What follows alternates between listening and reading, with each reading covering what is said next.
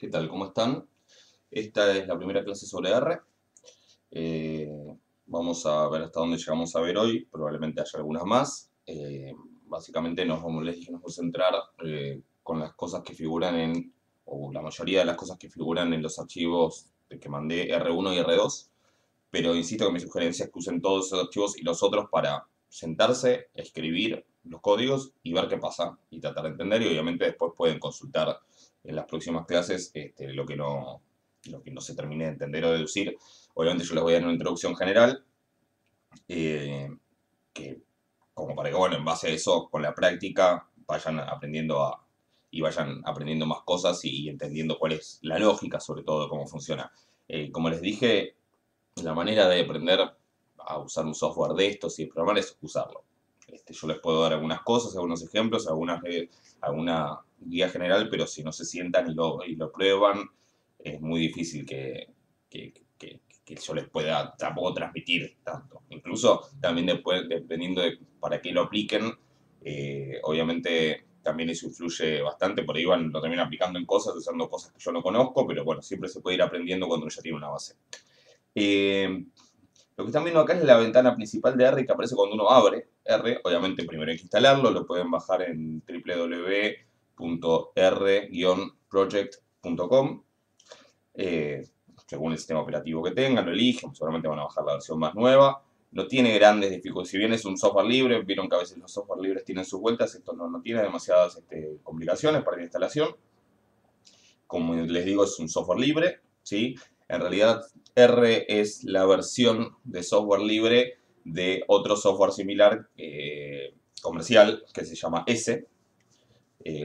Y bueno, de alguna manera tiene muchas similitudes, y en alguna vez ese lo va a encontrar. Obviamente, con la evolución que va teniendo después, naturalmente, hay comandos que ya no están, hay comandos que están solamente para que haya compatibilidad, porque sería la versión de software libre de ese software S, donde la S, si mal no recuerdo, es por estadística, por statistics. Es un software que está orientado principalmente al trabajo estadístico, pero sirve para mucho más que para el trabajo estadístico, y que básicamente implica escribir comandos y programar para poder usarlo. Existen interfaces que se pueden agregar como paquetes que permiten tener que escribir menos, digamos, y poder interactuar más con el cursor del mouse, pero básicamente hay que saber programar, sobre todo si uno quiere hacer cosas un poco más complejas que simplemente un cálculo, una cuenta o un test de hipótesis. ¿Ok? Eh, esta primera ventana es la consola de R, eh, que es básicamente donde van a ir apareciendo los resultados que impliquen que sea necesario mostrar en forma numérica, digamos, si uno quiere saber qué hay adentro de una variable o de un vector, o cuánto da cierto cálculo entre un producto entre dos matrices o lo que fuera, va a ir apareciendo en esta consola. Uno puede escribir en esta consola, ¿sí? Por ejemplo, si yo pongo 5 más 4, ese signo, como ese signo mayor, es el prompt, me indica, bueno, que ahí puedo escribir, y si uno pone 5 más 4, lo que me dice ahí es cuál es el resultado. Después vemos por qué es ese 1, pero si quieren se los adelanto. Básicamente, esa es la primera componente del vector que me da como resultado, que obviamente, como dice 5 más 4, el vector es un vector de una sola componente, ¿sí? Pero después vamos a hablar un poco más de esto. Pero digo, uno podría trabajar ahí. Cualquier cosa que uno va, digamos, que uno quiera hacer, lo podría hacer en la ventana de comandos. El problema es que después, si uno quiere volver a correrlo, quiere cambiar algo, modificarlo, si bien uno puede moverse con las flechas para arriba del teclado y para abajo, sobre los comandos anteriores que se ejecutaron, eso lo hace bastante más complicado. Por eso lo que yo voy a hacer es abrir un archivo script, ¿sí? Si uno va a nuevo script, aparece una ventana donde uno puede escribir, y esas cosas que tiene ese script, que además se puede guardar, uno las puede correr, se pueden ejecutar, digamos, una y otra vez, simplemente buscándolas. Ahora les explico cómo. De todas maneras, yo tengo un script armado con todo eso que está en el archivo R1 y R2, así que lo voy a abrir en realidad, que es este archivo r1.r. Yo les recomiendo que en realidad se sienten y escriban, sí, que escriban ustedes, ya sea en una ventana de un script, que lo voy a cerrar, ¿sí? Script por código, ¿sí? Si es una ventana de script o en la consola, les recomiendo que se sienten y escriban, porque no es lo mismo verlo que escribirlo, ¿sí? Los detalles, si dejo un espacio, si no dejo un espacio, si la mayúscula, si la minúscula, qué signos se pueden poner, hay que sentarse y escribir, no queda otra. Yo lo tengo como resumido ya para ahorrar tiempo, pero bueno. digamos, cada una de estas cosas que yo voy a ejecutar, cada una de estas líneas, ¿sí? Que voy a ejecutar, las podría escribir en la consola, pero yo directamente las voy a ejecutar desde el script. Básicamente la manera de ejecutar un código es o seleccionarlo, sobre todo si quiero ejecutar varias líneas seguidas de código, puedo seleccionar todo lo que quiero ejecutar y después apretar F5 o ir ver, esperen, a este botón, que es correr línea y seleccionar. Pero también si me paro en una línea y aprieto ese botón o aprieto F5, se corre esa línea y pasa el cursor de texto a la línea siguiente. Por ejemplo, yo estoy parado en la línea que dice 3 más 7, si aprieto F5, en la consola aparece, se carga el código, se ejecuta y me da el resultado que es 3 más 7. Siempre que el resultado implique mostrar algo en la consola, va a aparecer. ¿Sí? Hay acciones, ¿sí? Hay comandos que van a implicar poner un resultado en una consola y hay comandos que no. ¿Sí? Ya vamos a ir viendo. Obviamente puedo hacer las operaciones básicas. ¿Sí? Puedo hacer 8 por 39, 312. Y después empiezan a aparecer cosas. Primero, por ejemplo, comentario. Todos estos símbolos de numeral que van a ver es porque el numeral es el símbolo que se usa en R para hacer comentarios. ¿Qué son comentarios? Cosas que uno quiere escribir en el código pero que no se ejecuten. Yo acá lo pongo más que nada para no cometer errores. En realidad, podría escribirlos y saltearlos. O sea, no correrlos simplemente, pero para evitar que si yo voy bajando o apretando muchas veces F5, esas cosas se corran. Todo lo que está en esta línea, solamente si yo corro esta línea, en realidad lo único que se va a correr es 1 a 5. Ese es el código que se va a correr. Todo lo otro, lo que viene después del signo de numeral, en esa línea, no se va a tener en cuenta. ¿Qué pasa si aprieto 1, 5? Veamos. Ese 1, 2.5. Si ven, acá se copió, insisto, todo lo que figura después del numeral, eso no lo tiene en cuenta. De hecho, yo podría, si quieren, para que vean que pasa lo mismo, seleccionar solo desde 1 hasta 5 y correr ese código, insisto, con la letra F5 y pasa exactamente lo mismo. De hecho, podría escribir en la consola 1, 2.5 y va a volver a pasar lo mismo. ¿Qué me generó? Una asociación de valores de 1 a 5, ¿sí? En forma creciente, con un incremento de 1. Y en realidad eso que acaba de generar es un vector. ¿Sí? Vamos a ir viendo que hay diferentes tipos de arreglos de los datos. ¿Sí? Después voy a tratar de darle la nomenclatura correcta. Una cosa son las clases de datos y otra cosa es el tipo de objeto. ¿Sí? Los objetos que uno maneja en R en general va a haber vectores, después va a haber matrices, existe lo que llaman las listas, los data frames, que tienen algunas particularidades que después en la clase de hoy o en la próxima de clase de R lo voy a comentar. Pero esos tipos de objetos básicamente tienen que ver con cómo se acomoda la información. Otra cosa diferente es la clase de datos, ¿sí? Que eso tiene que ver con si los datos son numéricos, son datos de caracteres, son datos lógicos, que después cuando vaya apareciendo lo voy a comentar. ¿Sí? Pero en principio un vector es un arreglo de los datos donde básicamente uno tiene como celdas, digamos, o como componentes de un vector, que acá simplemente cuando R los muestra separados con un espacio, ¿sí? Esto resultado me dice que es un vector cuya primera componente es 1, su segunda componente es 2, 3, 4, 5. Y me podrán preguntar qué es este 1 entre corchetes, ¿sí? Bueno, ese 1 entre corchetes es una ayuda, que acá no está muy claro, pero tal vez, si lo que corro es el comando que dice de 1 a 30, ahí sí está más claro. ¿Qué pasa? Como si un vector es muy largo, yo no voy a entrar todo en la pantalla, y en general saber, acá, bueno, justamente son los del 1 al 30, pero si el vector tuviera otros números cualesquiera, si yo quisiera saber qué hay en la componente 27, si bien tengo una manera de acceder a la componente 27 específicamente, pero si quiero simplemente mirando ver cuál es la componente 27, lo que me dice este 1 es que esta fila está empezando en el elemento 1 y esta segunda fila está empezando a partir del elemento 26.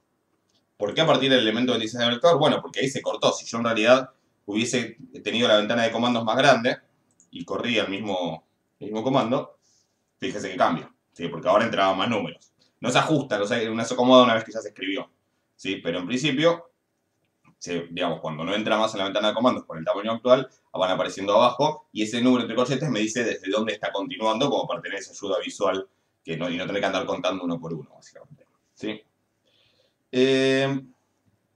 Cuestiones de sintaxis. ¿sí? Entonces, un tipo de objetos que hay en R, insisto, son los vectores. Si quieren, existe el caso particular de los vectores con un solo elemento, que serían eso, vectores de un solo elemento, ¿sí? Pero en general, el tipo más básico de objeto con el que uno trabaja en R son los vectores, ¿sí? Que incluye obviamente vectores de una sola componente, es decir, un solo dato. ¿Estamos de acuerdo? Cuestiones básicas de sintaxis, después vamos a ir viendo cuestiones más complejas, pero digamos, las cuestiones más básicas. 3 más 7, ¿sí? que está escrito acá, es lo mismo que 3 más 7, escrito sin los espacios, y la mayoría de los espacios en R son ignorados. Cuando haya alguna excepción a tener en cuenta, se los comento, ¿sí? Pero, acá de hecho comenta una, pero ahora después se los aclaro bien. Pero la mayoría de los espacios no se tienen en cuenta, ¿sí? Es decir, yo puedo escribir ese 1, 2.5, le podría poner un espacio después del 2 puntos, y va a ser exactamente lo mismo que hizo antes. Hasta acá, la otra cuestión es que se distinguen mayúsculas de minúsculas. Ahora voy a eso, pero fíjense, hasta acá yo lo único que hice fue escribir, quiero que haga algo, y R que hizo ese algo. ¿Qué pasa si yo quiero acceder a ese algo que hizo el R como ese vector de 1 a 30? ¿Lo tengo guardado en algún lado? No. O sea, si yo quiero que vuelva a aparecer, tendría que volver a poner 1, 2.30. Pero digamos, yo puedo decir, acepta el vector, ahora veremos de qué manera se pueden hacer, pero en principio eso no queda guardado en ningún lado. Cuando yo quiero ese resultado, guardarlo en una variable, guardarlo en algo, obviamente tengo que hacer una asignación, ¿sí? A esa variable, a ese lugar donde va a quedar guardado ese resultado, tengo que ponerle un nombre, ¿sí? Y asignarle ese resultado a ese nombre. Ahora les voy a comentar cómo se hace en R, pero el comentario es, los nombres pueden tener en principio caracteres alfanuméricos, algunos caracteres, algunos símbolos como el punto, el guión bajo están admitidos, no me acuerdo cuáles más, básicamente ninguno, obviamente no un por, no cosas que impliquen operaciones matemáticas, pero el punto y el guión bajo están admitidos. El nombre no puede empezar por un número, sí puede empezar por un carácter especial aceptado o por una letra, y se distinguen letras mayúsculas de minúsculas.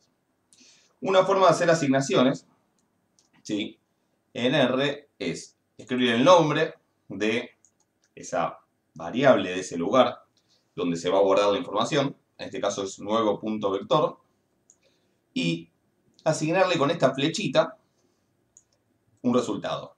La flechita es bastante indicadora, ¿sí? Es bastante clara, digamos, está diciendo, esto va a parar acá, ¿no? O sea, el vector que sale de hacer la sesión de 1 a 5 la estoy metiendo en la variable nuevo vector o en el objeto cuyo nombre es nuevo punto vector.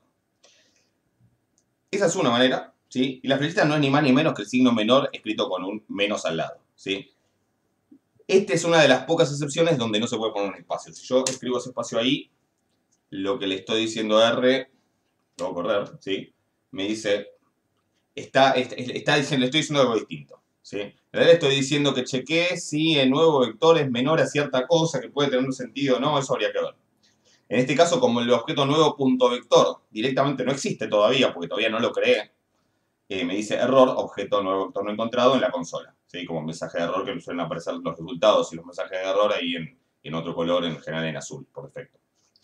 Si yo no pongo ese espacio, ¿sí? Y hago correr nuevamente esa línea que dice nuevo punto vector, flechita, 1, 5, básicamente la corrió, pero eso no me da ningún resultado.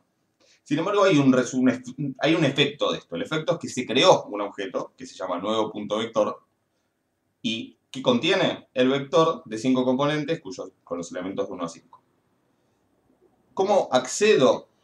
¿Cómo puedo ver qué hay dentro de ese objeto? Bueno, simplemente escribiendo el nombre del objeto y apretando Enter en la consola, o escribiendo el nombre del objeto en un script y haciendo correr esa línea con la tecla F5, como vengo haciendo, o con el botón de hacer correr esa línea. Fíjense que acá está escrito nuevo punto vector, y sin embargo, si bien yo creé recién el objeto nuevo vector, me dice que no lo encuentra. ¿Eso por qué? Bueno, justamente porque lo puse con mayúscula y se distinguen mayúsculas de minúsculas. El objeto nuevo punto vector escrito con N mayúscula y el objeto nuevo punto vector escrito con N minúscula son dos objetos diferentes y pueden coexistir, ¿sí? Y se distinguen. Si yo en vez de escribir nuevo punto vector con mayúscula escribo nuevo punto vector con minúscula y hago correr esa línea, ahora sí me muestra qué hay dentro de ese objeto que es un vector de 5 componentes con los elementos del 1 al 5. ¿Estamos de acuerdo? Bueno, vamos a hablar un poco sobre los vectores, ¿sí? Los vectores son el tipo de objeto básico de R. No es el único tipo de objeto, ¿sí? Pero muchos otros tipos de objetos en realidad se derivan de los vectores. Son como vectores con más información, con más atributos, se dice. Pero por ahora vamos a lo básico. ¿Qué es un vector? Ya dijimos, eso es un vector, lo que imaginan, ¿sí? Tiene varios lugares donde guardan datos. Y lo que uno primero podría preguntarse es cómo se pueden generar vectores. En general, recién ya generamos algunos vectores en los ejemplos anteriores con esta función que da las sucesiones de 1 a 6, ¿sí? O de 1 a 5, de 1 a 30, usando los dos puntos, ¿sí? La verdad es una forma abreviada de una función que me genera sucesiones, que ahora lo vamos a ver. Una de las maneras más comunes de generar vectores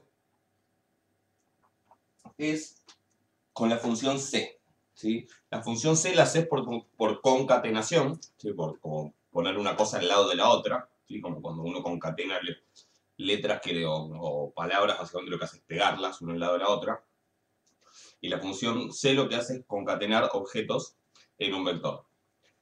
Y uno va poniendo esos objetos enunciados, ¿sí? La función C, básicamente uno lo que hace entre paréntesis es poner los objetos que se quieren concatenar, que podrían ser, por ejemplo, simplemente números. Y, por ejemplo, si pongo C, 1, y entre paréntesis pongo 1, 2, 3, 4, etc., se va a generar un vector con esos elementos en ese orden. Comentarios básicos de sintaxis en R. Las funciones, los argumentos de las funciones se escriben entre paréntesis. Vamos a ver que hay argumentos obligatorios o argumentos que son optativos. Se separan por comas. Y de vuelta insisto que si yo solo corriera la función C 1, 2, 3, 4, 5, 6, eso lo que hace es simplemente devolverme un lector, me lo muestra, pero no queda guardado en ningún lado. Si yo uso la flechita para asignárselo a una variable, entonces ahora, si yo, o una manera es elegir solo la X y correrla, o también ir acá a la consola y escribir X, ¿sí? Fíjese que cuando yo asigno la variable, no me muestra el resultado. O sea, me muestra que lo corrió, pero no me muestra el resultado.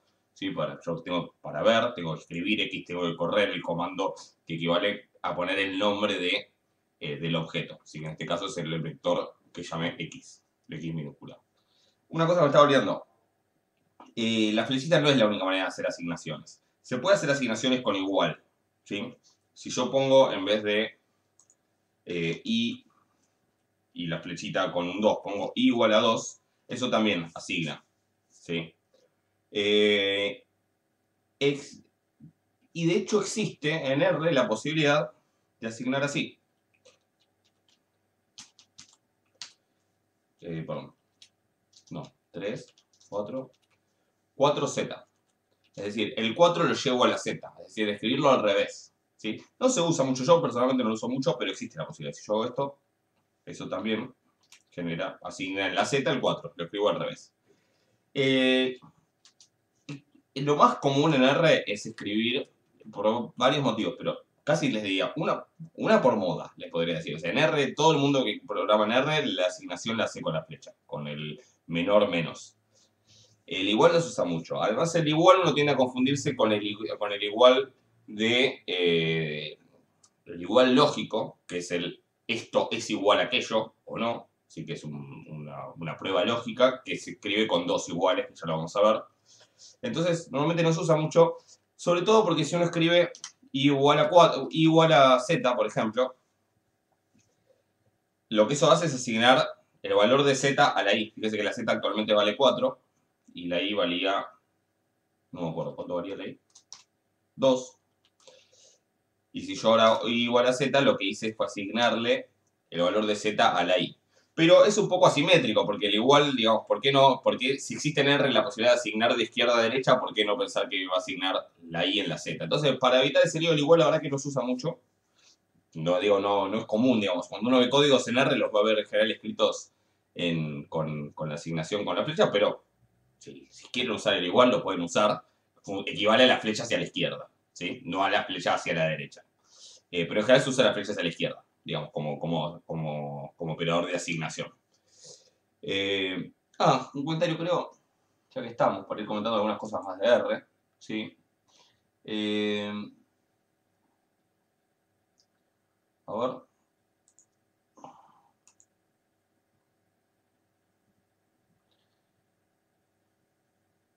Quería ver si está, no me acuerdo ahora cómo era para ver todos los objetos. Esto, editor de datos.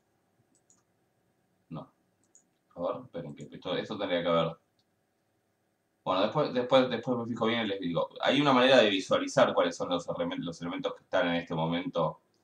Si supongo listar objetos, me va a decir como todo lo que está creado en este momento. ¿Sí? Que también lo puedo escribir con el comando ls y poner abrir y cerrar paréntesis, que es básicamente porque no estoy poniendo ningún argumento. Entonces, esos son todos los objetos que están creados. Algunos vienen cargados por defecto, ¿sí? Algunos quedaron cargados de antes de que corrió otras cosas, otros los fui creando ahora en este momento. Pero eso es una opción. Puedo remover todos los objetos, ¿sí? Me pregunta obviamente por las dudas, ¿no? Y entonces corre este comando que lo que hace es remover todos los objetos y yo ahora listo todos los objetos. Me dice no hay nada. Ese carácter 0 básicamente quiere decir que no hay nada. Y bueno, después busco cómo es para que poder visualizar los valores de los objetos de una manera un poco más clara. Pero en principio la manera de visualizarlo es escribir el nombre del objeto y apretar Enter en la consola o escribirlo en el script y hacer correr esa línea, insisto, con F5 o con este botón de acá arriba. Mi sugerencia es que no se vean esta clase de corrido. Siéntese al R y escriban y prueben cosas. Y así cuando prueban cosas les van a surgir dudas también, les van a saltar errores, van a escribir las cosas mal o no.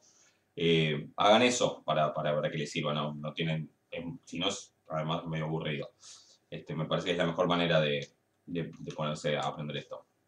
Entonces, si yo, por ejemplo, ya habíamos visto una manera de crear vectores sería generando estas secuencias, ¿sí? Pero bueno, eso es porque el resultado es una secuencia. Cualquier función cuyo resultado sea un vector va a generar un vector. Y ese vector obviamente lo puedo asignar a un objeto, ¿sí? Que acá pues, sería la X. Y también puedo usar la concatenación, que ya vamos a ver que se usa muchísimo. ¿Sí? C es una de las cosas que más se escribe.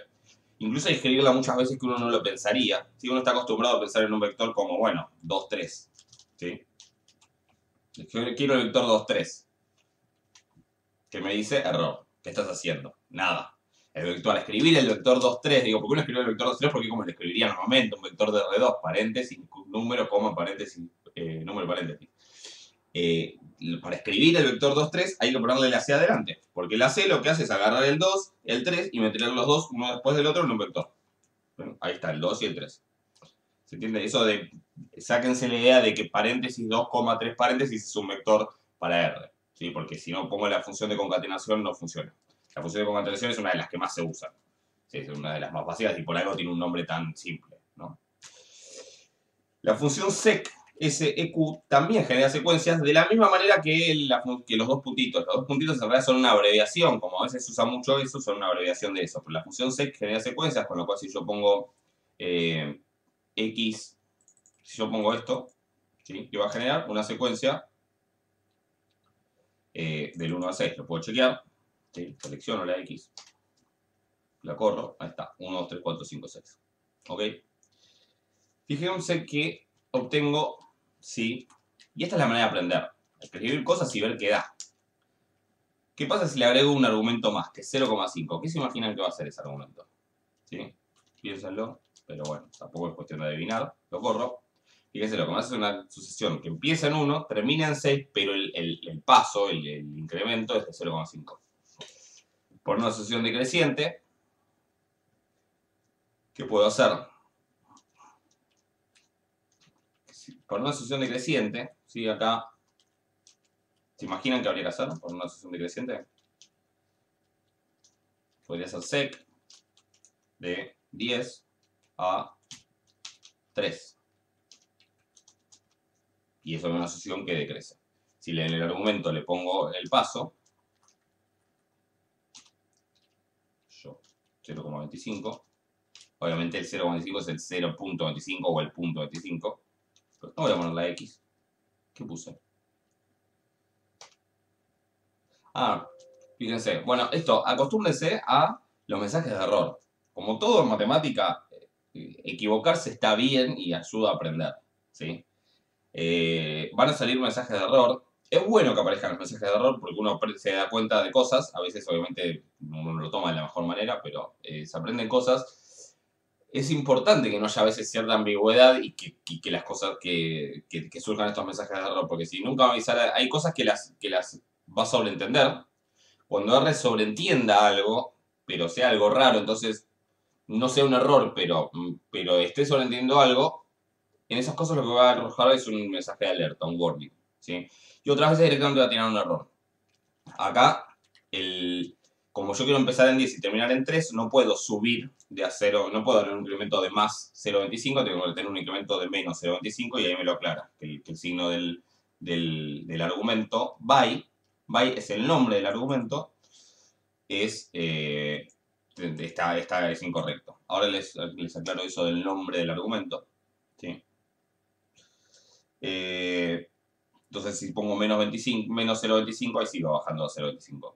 Otra cosa que me interesaría, ahora no estoy seguro, pero ¿qué pasa si yo voy de 10 a 3? ¿Qué pasa si voy a menos 2? No va a terminar en 3. Va a terminar antes del 3. ¿Sí? Eso también es otro detalle. O sea, hay cosas que R las va a arreglar cuando no coincidan. Y hay cosas que. Y hay muchas cosas que las va a arreglar. Es un lenguaje que tiende a acomodar muchas cosas. Lo cual hay que saber cuando las cosas quedan acomodadas. Y otras veces va a acomodar las cosas y me va a avisar. Y otras veces directamente me va a tirar un error. ¿Sí? Ya que ahora estamos con esto del signo y los argumentos. Si uno quiere saber cuáles son los argumentos de una función, una de las maneras más básicas es escribir el nombre de la función y nada más. Si yo abro un paréntesis, ya voy a poner los argumentos. Si yo escribo solo el nombre de la función, a veces me tira información sobre la función. Y si no es ir al help, yo acá creo que no voy a poder grabar. Creo que lo puse para que grabe solo esta ventana, entonces no voy a poder ir ahora al help. Pero si no, después hago una grabación del help, porque cuando se abre el help se abre en una ventana del explorador. Y ahí figuran los argumentos. Pero lo que les cuento es que básicamente cada argumento de una función tiene un nombre. Y aparecen en la función en un orden, así como el valor inicial, el valor final y el incremento, que es el argumento del incremento se llama by, by, ¿sí? Entonces, muchas veces uno, si no quiere poner todos los argumentos, después va a aparecer esto, si no quiere poner todos los argumentos, ¿sí? Quiero omitir alguno.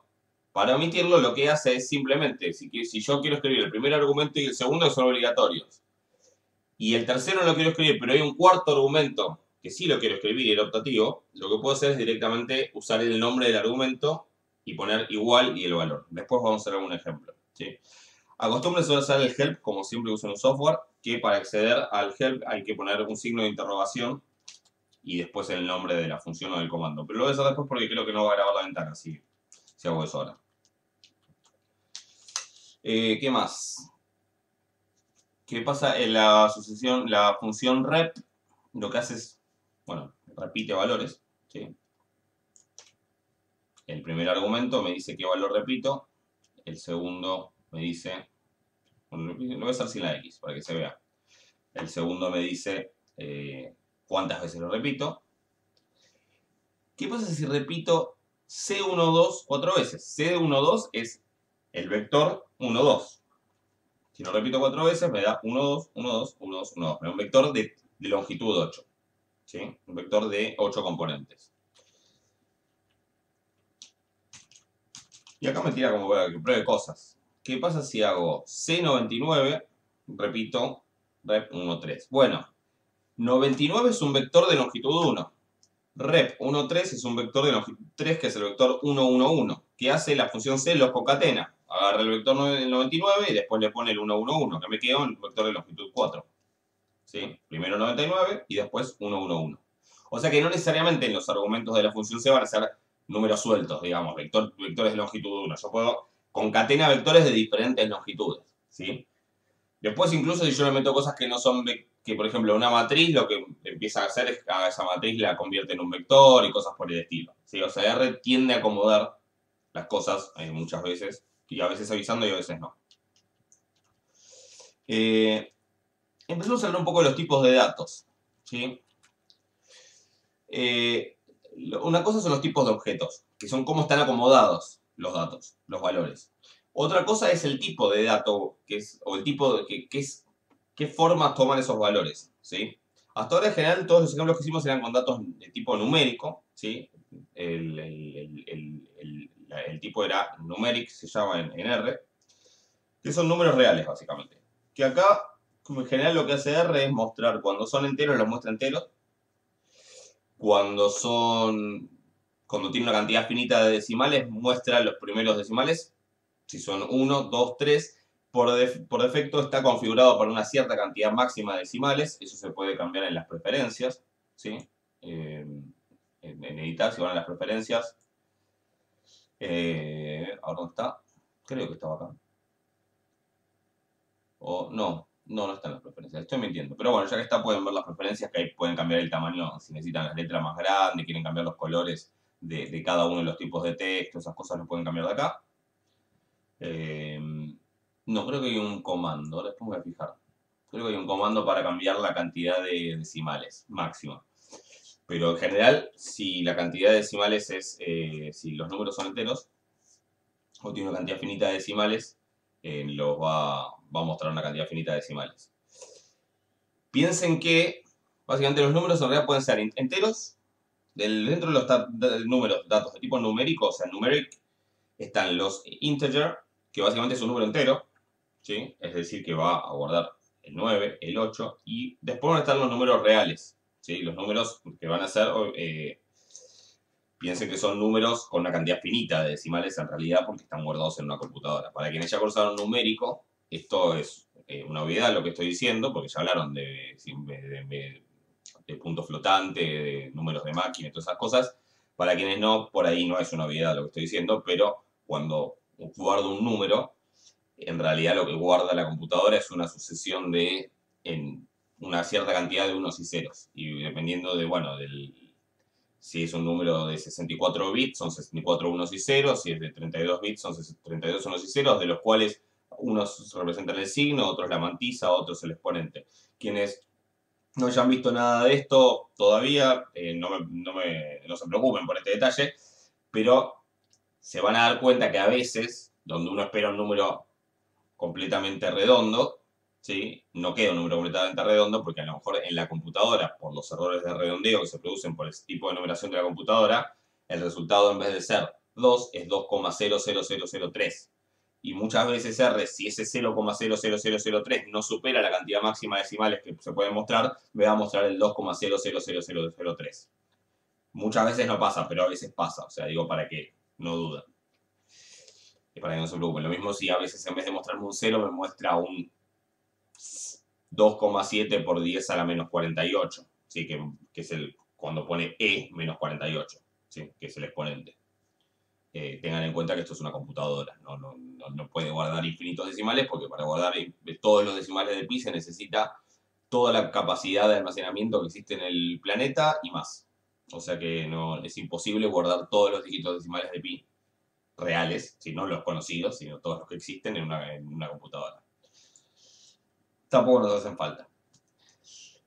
¿Qué otros tipos de datos hay que no sean los numéricos? Bueno, además existen los datos complejos. ¿Sí? Les voy a hacer solo un ejemplo, ahora que me acordé. Pero si quieren escribir números complejos, lo que tienen que hacer es escribir, por ejemplo, 3 más 2i. ¿Sí? Lo que tienen que escribir es una parte entera y una parte imaginaria. Y la i tiene que llevar un número adelante. Si yo escribo 3 más i, lo que piensa R es que a 3 le estoy tratando de sumar el valor del objeto i. Y me dice el objeto i, no lo encontré, ¿dónde está?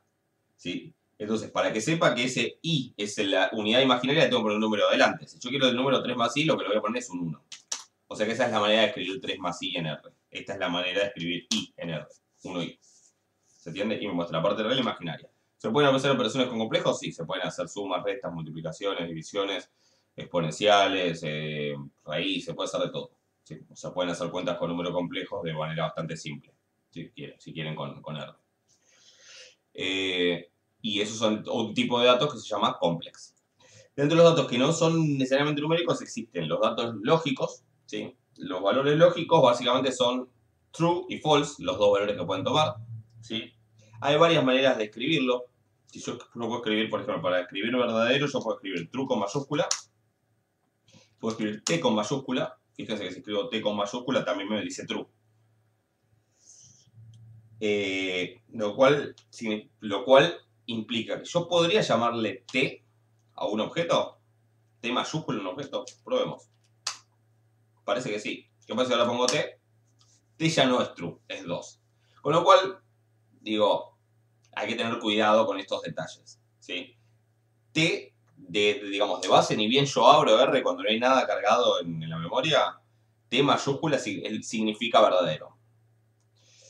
Si yo guardo en un objeto que se llama T mayúscula algo, ya no significa verdadero. Entonces hay que tener cuidado con eso. En general no está bueno guardar, digamos, está mejor ese T mayúscula reservar, evitarlo, digamos, como nombre de un objeto para evitar generar errores. Así que yo lo que voy a hacer es borrar todo. Perdón, ¿no? ¿Cómo era? Borrar todo. Lo voy a sacar acá. No se crean que la tengo tan... Todo el tiempo me equivoco y tengo que ir a chequear las cosas. Remover todos los objetos. ¿Sí? Listo. Entonces ahora que removí todos los objetos, T vuelve a significar true. Otro con el que suele pasar eso y hay que tratar de evitarlo, a menos que realmente no les interese, es pi. Pi, por defecto, es pi. O sea, es el número pi. Pero si yo pongo que pi es 3, de repente redefinimos pi y cambiamos y el área de la circunferencia es distinta y todas esas cosas. El área del círculo es diferente, el volumen de la esfera es diferente. O sea que eviten llamarle pi a una variable porque se puede, y hasta que no borren eso, se puede borrar de a un objeto también. Ahora no me acuerdo cómo es el comando, después me fijo, pero bueno, eso pasa. ¿Sí? Ahora pi vuelve a ser 3,1415,9, etc. Los valores lógicos entonces pueden ser true, verdadero y falso, ¿sí? En general yo puedo hacer un vector cuyos elementos sean valores lógicos, ¿sí? ¿Sí? Verdadero, falso, falso, verdadero. Esto es más útil de lo que parece, después ya vamos a ver, pero es más fácil, es más útil de lo que parece. Y obviamente puedo hacer con esos valores medio lo mismo que puedo hacer con los valores numéricos. Puedo, por ejemplo, repetirlos, ¿sí?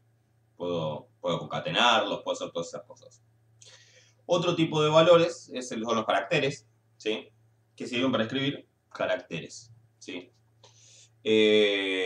Por ejemplo, yo puedo escribir, entre comillas, esto es de cuando esa guía es de cuando dio una materia que se llama análisis de datos, por eso dice usted cursa análisis de datos, que es mentira, que están cursando análisis de datos, pero bueno, no, eso no se va a dar cuenta R, no le va a poner false. Si yo solo elijo eso, usted usa análisis de datos, ¿qué me genera? Me genera un vector de longitud 1, cuyo único elemento es la cadena de texto, ¿sí? La cadena de caracteres, esa, que dice, bueno, dice usted, es esa cadena de caracteres, en realidad no tiene por qué ser palabras, ¿sí? O sea, no tiene por qué ser un idioma, ¿ok? Por eso, esa es una cadena de caracteres, pero esa cadena de caracteres es un elemento de un vector. Yo podría concatenar eso, ¿sí? Y uno, contra lo que uno piensa, esta concatenación no va a ser la concatenación que uno a veces piensa que es, ok, es poner una palabra junto con la otra y que todos formen parte de lo mismo. Va a generar, la función C, va a generar un vector, en este caso de varias componentes, y en la primera componente va a poner muy caliente, en la segunda va a poner tibio, en la tercera va a poner frío. ¿Ok? Eso, fíjense, están como cada uno con sus propias comillas. Las comillas me indican que esto es una cadena de caracteres, ¿sí? Que esto es el tipo de datos es character. También pueden usar comillas simples, ¿sí? Pueden usar como el apóstrofe, digamos. Si usan el apóstrofe también funciona.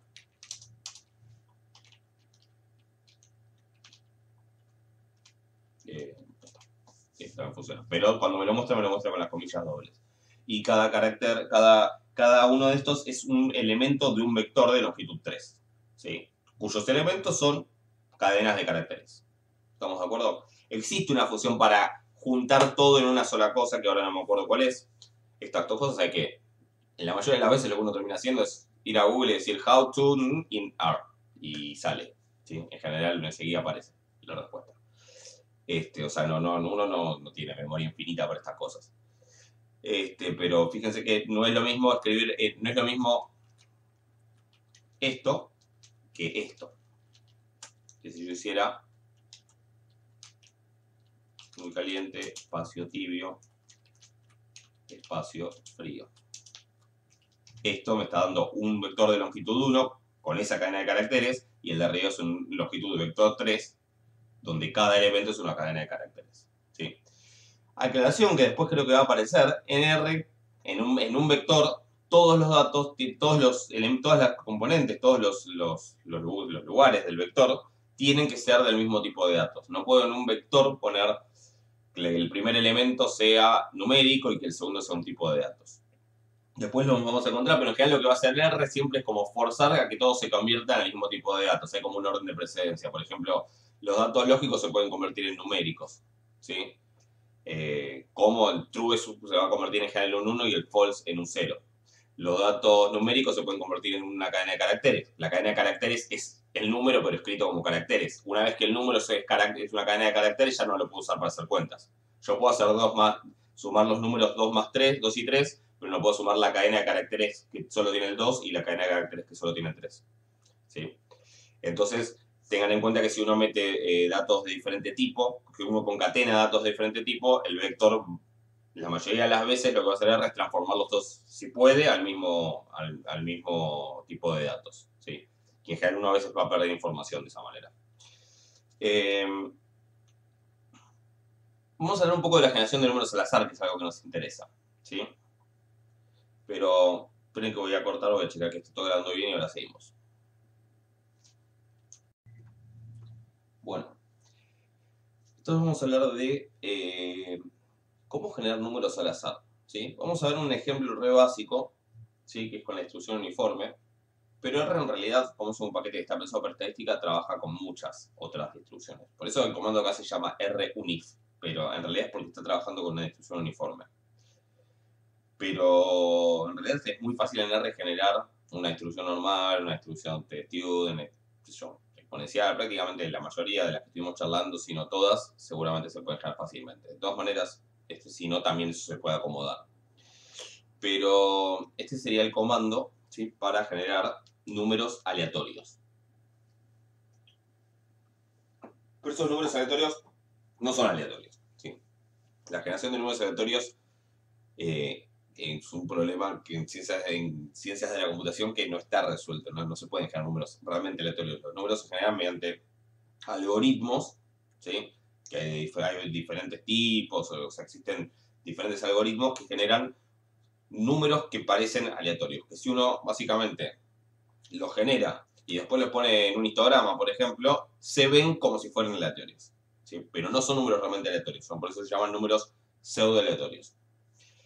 En general esos números aleatorios pseudo-aleatorios se generan mediante un procedimiento iterativo. Se empieza de un valor, ¿sí? Que se llama semilla, y entonces uno aplica ese algoritmo y obtiene otro valor. Le aplica ese algoritmo y se obtiene un nuevo valor. Obtiene ese algoritmo y obtiene un nuevo valor. El comando runif lo que genera es una asociación de números aleatorios con distribución uniforme.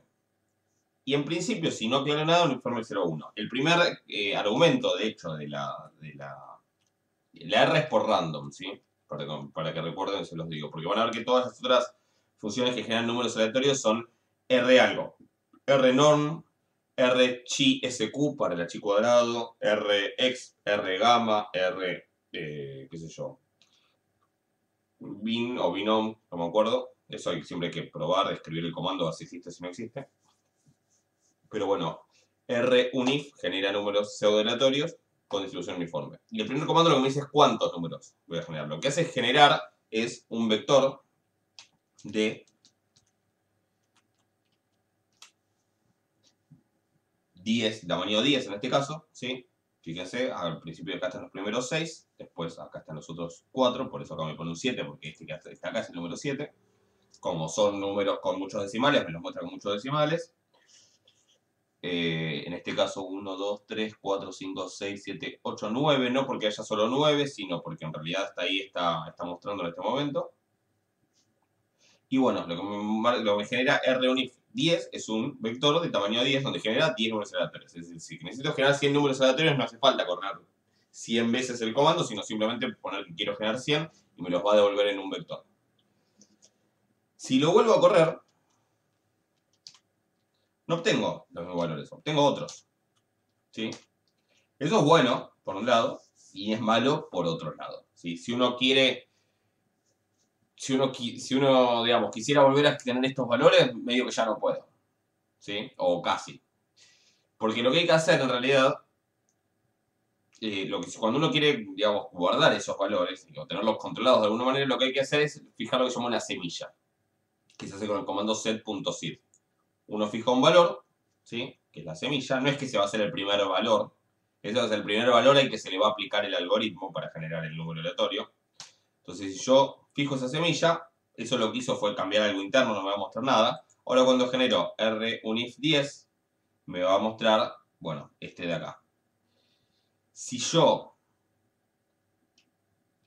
vuelvo a correr R1if 10, no va a pasar nada, va a seguir tirando otros valores. Pero si yo vuelvo a fijar la semilla en el valor 87 por elegir uno, vuelvo a correr R1if 10 y me vuelvo a empezar. Fíjense que este número acá, 0.016, etcétera, es lo mismo que de acá. Es decir, yo fijo la semilla y a partir de ahí la sucesión de números aleatorios que obtengo siempre es la misma, lo cual me muestra que claramente no son aleatorios. ¿Sí? Por eso se llaman pseudo aleatorios. ¿Qué pasa si quiero obtener? Después vamos a dedicarle una clase un poco más a las distribuciones en R, ¿sí? A números aleatorios, a densidades, probabilidades puntuales, funciones de probabilidad acumulada, digamos, cuantiles, funciones de distribución, como se usan, que tienen una cierta lógica dentro de R. Si quieren ir investigando, les cuento, busquen, en vez de R-unif, prueben con Q-unif, D-unif y P-unif, ¿sí? Básicamente R, P, D y Q. Para cada distribución existen, se generan esas 4 funciones que me dan la densidad o función de probabilidad, la D, la función de distribución, la P, y la función de cuantiles, es decir, como la inversa de la función de distribución, la Q. Y eso para diferentes distribuciones. Pero si yo quiero, por ejemplo, para una distribución, por ahora vamos a hablar de esto, se lo voy a dejar para una clase posterior, pero para comentarles que si uno le agrega un par de argumentos a R-unif, ¿sí? Como 2, 5, esos números, fíjese que acá eran todos entre 0 y 1, ahora van a ser números entre 2 y 5. ¿Sí? Lo que me genera son números pseudo-aleatorios para una distribución uniforme 2, 5. ¿Sí? Imagínense que es muy útil generar números pseudo-aleatorios cuando uno estudia estadística y probabilidad. Por ahora lo dejamos ahí. Un poco sobre gráfico, algunas cuestiones de gráficos simples, ¿sí? Esto, acá no me quedó algo. Vale, esto me quedó algo mal escrito. ¿Qué pasó acá? Esto se copió mal, me parece. No. Bueno, eso lo vamos a saltear porque se copió mal, cosas que pasan, ¿sí? Esto lo había checado todo. Pero, esperen. Pero voy a cortar acá y voy a arreglar esto para que funcione. No, esto era así. X, R, unif 100, por ejemplo. ¿Sí? Generó 100. En X ahora que hay, bueno, 100 valores generados al azar entre 0 y 1. Y la función ist me da un histograma. Sí, en general se acomodan automáticamente la cantidad de barras y eso, pero todo eso tiene argumentos que se pueden mejorar. Fíjese que con 100 no es muy bueno, no es muy parecido a un uniforme. Si hago 10.000 o 100.000, vamos a ver. Ahí ya el histograma es bastante más prolijito, ¿sí? Bastante más parecido a una distribución uniforme. Si quieren, para darnos el gusto de probar algo distinto, pero insisto, ya después vamos a hablar de esto en otra clase, rnorm, que me va a dar normales. Si no le pongo parámetros, adivinen cuál va a ser. La normal 01, obviamente. Y ahí tengo un histograma de un conjunto de datos que se generó al azar con distribución pseudo al azar con distribución normal 0,1. Si le pongo parámetros, bueno, aparece en la media normal. No, no me voy a ir del tema porque si no, no terminamos más. Acá hay algo que quedó mal copiado, así que lo voy a saltear. Pero tenemos en X una cierta cantidad de datos. Voy a volver a lo que estaba antes, así no lo cambio mucho. Que eran 100 números con distribución uniforme. ¿Sí? Estos de acá, este histograma que no se veía tan lindo. Yo puedo en Y poner 2 por X. ¿Qué va a haber en Y? Los mismos números pero multiplicados. Los mismos números que están en X pero multiplicados por 2. ¿Qué me da la función plot? Un gráfico, donde me da un gráfico de dispersión, donde me va a graficar la Y contra la X. ¿Sí? ¿Cómo lo hacen por defecto? Con circulitos. ¿Sí? Si quiero líneas, si quiero unirlos con líneas y cosas por el estilo, existe la posibilidad, pero después ya la vamos a ir viendo. ¿Sí? Acá tampoco sería lo ideal unirlos con líneas, porque para unirlos con líneas los voy a unir en el orden en el que están, y estos números están mezclados, o sea que en realidad va a estar uniendo con líneas, tal vez este de acá, con este de acá, después con este de acá, que no tiene mucho sentido. También hay que pensar a veces para qué es que uno quiere estas cosas. ¿Qué pasa si a plot le pongo un solo argumento? Ahí sí, me hace un gráfico de los valores de X contra lo que sería el tiempo, digamos, que sería contra el índice, es decir, contra 1, 2, 3, 4, 5, 6. O sea, acá de hecho no se ve muy interesante, muy claro, pero básicamente este debe ser el primer valor. Este 0, 20 es el índice, es el que está acá es el dato número tanto, la componente número tanto del vector. Acá sí sería interesante tenerlos ordenados, unidos con líneas, porque es más fácil ver cuál es el primero, cuál es el segundo, etc. Obviamente estos datos son aleatorios y no significan nada, pero digo, si significaran algo, sería más interesante unirlos con líneas. Eso en general se establece a partir de ciertos parámetros adicionales. Por ejemplo, creo que era type. Vamos a probar, porque ahora sí me suena alguna. Sí, type. Igual, y la L, entre comillas, o entre comillas dobles, me da el type es el nombre. Type es el nombre del argumento. ¿Sí? Entonces, ¿qué pasa? Yo no puedo poner directamente comillas L, porque en la función plot, después de X, el argumento que sigue es Y. Si yo pongo otra cosa, lo que va a hacer tratar es de lo segundo que pongo graficarlo contra lo primero. Si yo quiero acceder a un argumento que en el orden de los argumentos de las funciones, el argumento número 15, y no quiero escribir todo lo del medio, o no tengo que escribir todo lo del medio, lo que hago es escribir el nombre del argumento, que es type, y ponerle igual al valor. En este caso el argumento type lleva un valor, el valor que lleva siempre es de tipo de un carácter, y hay ciertos caracteres que son válidos. L es uno de ellos y lo que hace es unir con líneas los valores sucesivos. Entonces este es el primer valor, este de acá en realidad es el segundo, que yo pensé en el primero, etc. ¿Se entiende? Hay otros, sí, puedo poner O, que es el que ya estaba, es el circulito. No, O es la línea con el circulito, creo que punto son las líneas, y si van al help, no, punto no hace nada porque tiene un error, bueno, no sé, prueben. Si van al help van a encontrar los otros. ¿Sí? Bueno, que todo el tiempo me va a pasar esto porque sí, todo el tiempo uno prueba, se equivoca y va y chequea, le prueba de vuelta, es así. No esperen más que esto. O sea, es lo que hay es esto. Y no lo voy a hacer todo súper... Voy a copiar cosas y todo, pero lo voy a hacer súper preparado y organizado para que parezca que soy un montón y que soy perfecto, porque no funciona así. La vida no es así. Y R tampoco. Comentario. El primer argumento de la función plot, por ejemplo, también tiene un nombre, que de hecho creo que el nombre es X. ¿Sí? O sea, también tiene un nombre. Entonces, si yo quisiera, podría poner el nombre de ese argumento, lo que sea, igual y cuánto vale. ¿Cuánto vale? Puedo poner el valor, o puedo poner el vector, o puedo directamente escribir el nombre del vector. Obviamente no se llama askCalc, pero digo, si se llamara así, yo tendría que poner eso igual esto. ¿Por qué no lo escribo el nombre del argumento? Porque no hace falta, porque como es el primer argumento, lo que yo ponga ahí, por defecto es el primer argumento.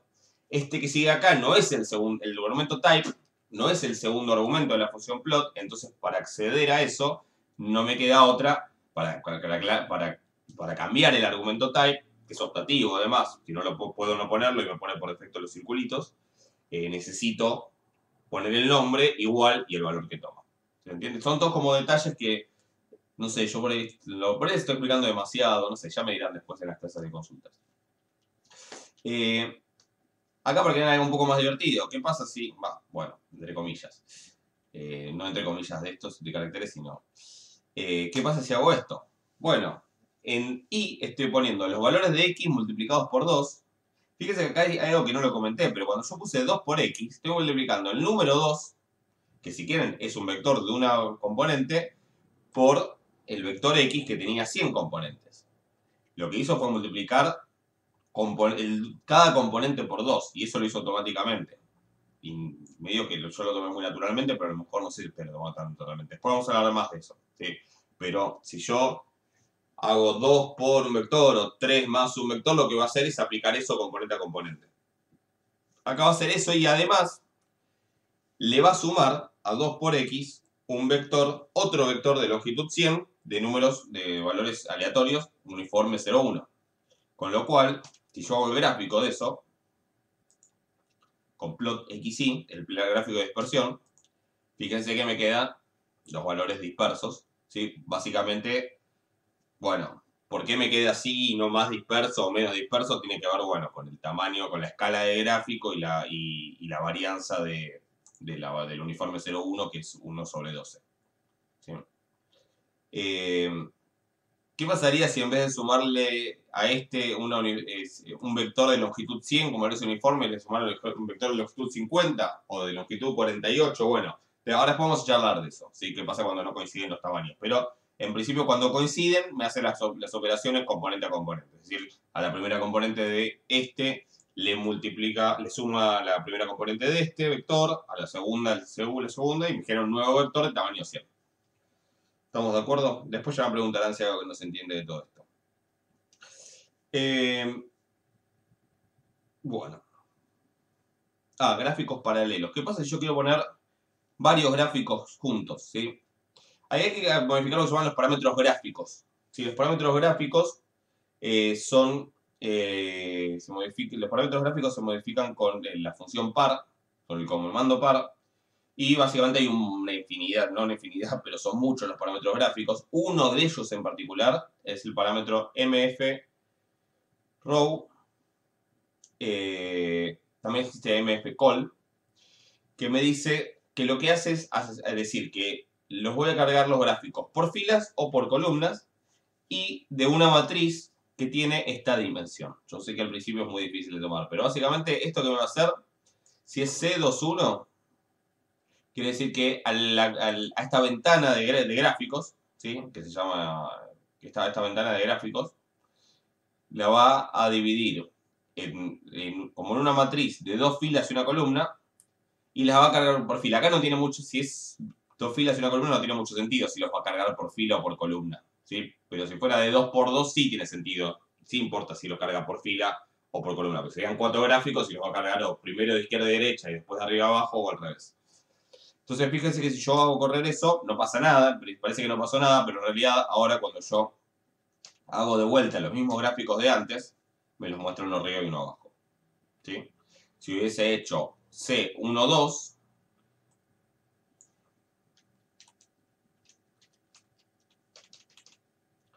me los muestra al revés. Me los muestra primero uno a la izquierda y otro a la derecha. ¿Sí? Como una fila, 2 columnas. Si fuera de 2 por 2, ahí importa si es mfRow por fila o mfcall por columna, porque me cambia el orden en que se van a cargar. ¿Sí? Acá no es lo mismo porque igual cargarlos por fila o por columna es lo mismo. Por ejemplo, también podría ser, y de hecho hasta que yo no vuelvo a resetear esto o volver a poner por ejemplo, yo hago esto, me hizo esto, ¿sí? mf, 1, 2, 2, 1, ahí está. No, 2, 2, no, perdón. Sí. Si yo ahora vuelvo a cargar cosas, me las vuelve a cargar digamos, como una matriz de 2 filas o una columna, con lo cual si yo quiero volver a lo anterior tengo que resetearlo, esto olvidé ponerle 1 por 1, ¿sí? 1,1. Fíjense que el vector, el argumento, mfRow toma valores, un vector numérico. no hay un error muy común cuando recién empiezas es poner, bueno, al argumento de mfrow le pongo el valor 2,1 y le poner esto. Les va a tirar error, porque insisto, 2,1 no es nada. Si yo quiero el vector con componentes 2 y 1, donde la primera es para la cantidad de filas y la segunda es la cantidad de columnas, tengo que poner la C.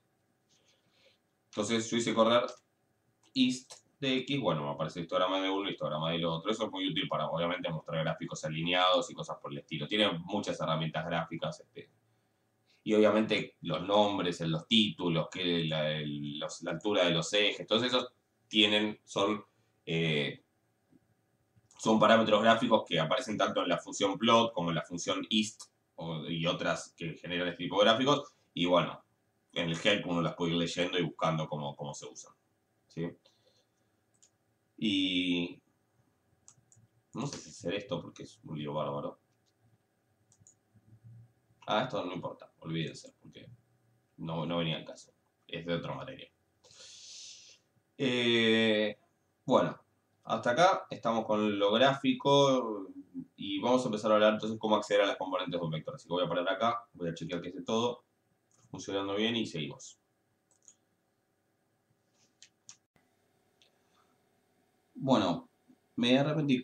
Esta clase las clases las voy a hacer más cortas, las de R, así no son tan largos y aburridos los videos. Igual también me hace que sea más fácil de subirlas más seguido, ahora que ya le encontré la vuelta para hacerlo. Vamos a terminar, vamos a hablar un poquito de cómo se hacen las operaciones entre vectores con un poquito más de detalle, esto que adelanté antes. Que básicamente las operaciones entre vectores se hacen componente a componente, ¿sí? Y cuando tienen la misma longitud, las operaciones, bueno, se realizan eso, componente a componente, cuando tienen la misma longitud. Por ejemplo, yo puedo tener el vector 1, 2, 3, que insisto, si yo le escribo 1, 2, 3 a R, no le estoy diciendo nada. Si le escribo 1, 2, 3 con los paréntesis, eso no es un vector. El vector lo genera la función de concatenación o cualquier otra función que devuelva un vector. Entonces, el C123 me da el vector 1, 2, 3, obviamente, y C231 me da el vector 2, 3, 1. ¿Qué es C123 por C231? Traten de adivinar, pero es un nuevo vector de longitud 3, cuyas componentes son 2, 6 y 3. ¿Por qué? 1 por 2 es 2, 2 por 3 es 6, 3 por 1 es 3. ¿Ok? Las operaciones se realizan componente a componente. Si multiplico, si resto, sumo, es lo mismo. Si divido, es lo mismo. 1 dividido 2, 0,5, 2 dividido 3, 0, bueno, 2 tercios, 3 dividido 1, 3. ¿Por qué el 3 me lo muestra como 3.00000? Bueno, porque me muestra en el mismo formato todos los elementos del vector. ¿Sí? Además, ¿cuál es la diferencia? Fíjense que yo pongo insisto en que hay una diferencia entre los números reales y entre numeric y integer. Los números en general, que son números con decimales, digamos, con una parte decimal, digamos, si yo a R le ingreso un número sin un punto, ese número, ¿sí? el 1, lo voy a hacer acá, el 1 es un número de tipo, el tipo de dato se llama integer, como entero, ¿sí? Si yo pongo 1.2, ese ya no cuenta como entero, y los enteros son importantes distinguirlos porque hay ciertas funciones y ciertas cuestiones de sintaxis que requieren enteros, ¿sí? Entonces yo pongo, digamos, el hecho de que, por ejemplo, este 3 no es un entero para R, por más que es un número entero, ¿sí? R no lo está tomando como un entero, lo está tomando como un número, que es 3.00000, ¿sí? Pero no es el mismo tipo de, este 3 no es el mismo tipo de dato que este 3 de acá, ¿sí? ¿Y por qué? Bueno, básicamente porque como les dije, en un vector todos los tipos de datos tienen que ser iguales. Entonces, existe una diferencia entre el tipo de dato integer, entero, y numeric, creo que es el nombre, que sería número, sí, numérico, pero que serían como números con coma. Perdón por la explicación un poco así nomás. Entonces, como el tipo de datos tiene que ser el mismo, si este era entero, porque 3 dividido 1, entonces yo hago 3 dividido 1, R es un entero, ¿sí? Porque era entero. Pero si yo hago 3 dividido, pero acá me lo convirtió en otro tipo de datos justamente para que todos tengan el mismo tipo de datos. Bueno, no sé. ¿Qué pasa cuando no tiene la misma longitud? ¿Sí? En general lo que va a hacer R es completar, se los leo como está acá, ¿sí? Las operaciones básicas, que son suma, resta, multiplicación, división también, creo, y potencia, también se realizan componente a componente y para ello el vector de menor longitud es repetido hasta obtener la longitud del vector de mayor longitud. Entonces yo tengo que X es el 3, 4, 3, 4, 3. Lo corro acá para que vean que es ese. Si lo elevo al cuadrado, es decir, si lo elevo a un vector de dimensión 1, lo que va a hacer es como elevarlo al 2, 2, 2, 2, 2. Es decir, cada componente se eleva al cuadrado, lo cual es como bastante intuitivo. ¿Sí? Pero si lo elevo al C1, 2, ¿qué va a hacer? Lo va a repetir, lo va a elevar al 1, 2, 1, 2, 1. Eso es lo que predigo, veamos si pasa. A lo mejor estoy diciendo una pavada. Ah, perdón, no, estoy diciendo otra cosa. Bueno, vamos a hacerlo como acá, perdón. Si X es el C1,2, se estoy diciendo una pavada porque no era lo que iba a hacer. Ahora probamos en todo caso lo que lo que estaba comentando. Si X es el C1,2 ahora, e Y es el 1, 2, 3, 4, 5, 6, lo que va a hacer R es repetir el 1, 2 hasta que complete. 1, 2, 1, 2, 1, 2. O sea que va, en realidad cuando haga X a la Y, perdón, Y a la X, que es la que está escrita acá, a ver si me pongo de acuerdo conmigo, Y a la X, lo que va a hacer es el 1, 2, 3, 4, 5, 6 elevado no al 1, 2, sino elevado al 1, 2, 1, 2, 1, 2. Es decir, va a ser 1 a la 1, 2 al cuadrado, 3 a la 1, 4 al cuadrado, 5 a la 1, 6 al cuadrado. Supuestamente. Chequemos a ver qué pasa. Y sí. Coincide, ¿no? Chequen que coincide. ¿Qué ocurre si X es el 1, 2, 3? Bueno, piénsenlo, háganlo si quieren, pero lo va a repetir el 1, 2, 3. Me gustaría charlar, por ejemplo, qué pasa si X fuera el 1, 2, 3, 4. O 3, 5, no importa, es lo mismo. Y, o sea, si X es de dimensión 4, Y es de dimensión 6. ¿Qué pasa con el Y a la X? Bueno, el 1 lo eleva a la 1, el 2 lo eleva al cuadrado, el 3 lo eleva al cubo, el 4 lo elevó a la quinta, si ese es el 1024, el 5 lo elevó a la 1, el 6 lo elevó al cuadrado. Es decir, empieza a repetir, pero como la longitud del vector más chico no es múltiplo de la longitud del vector más grande, ¿sí? Sino que se queda cortado, digamos, no es un múltiplo entero, entonces me tira un mensaje de alerta. Pero lo hace, es decir, tira ese mensaje, ese warning, ¿sí?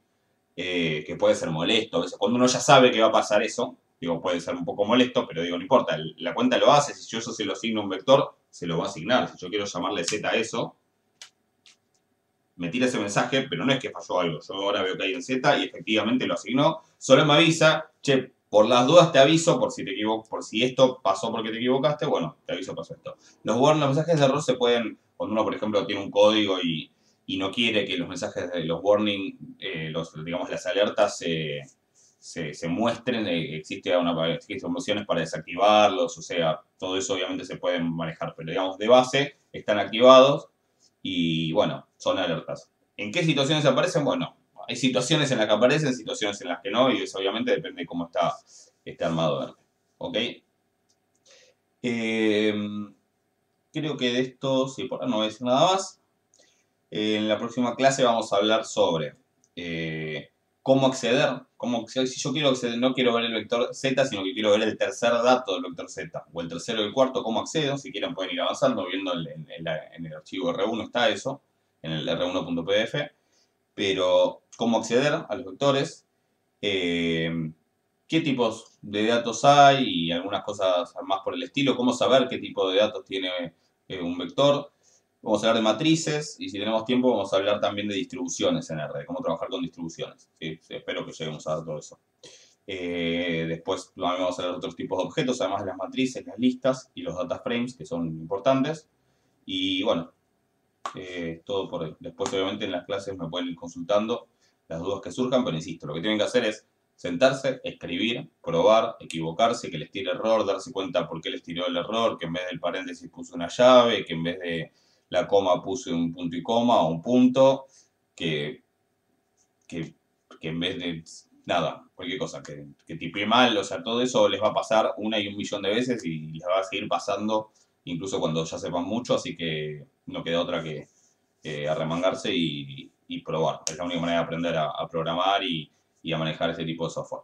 Así que bueno, espero que estén bien y nos vemos y nos hablamos pronto.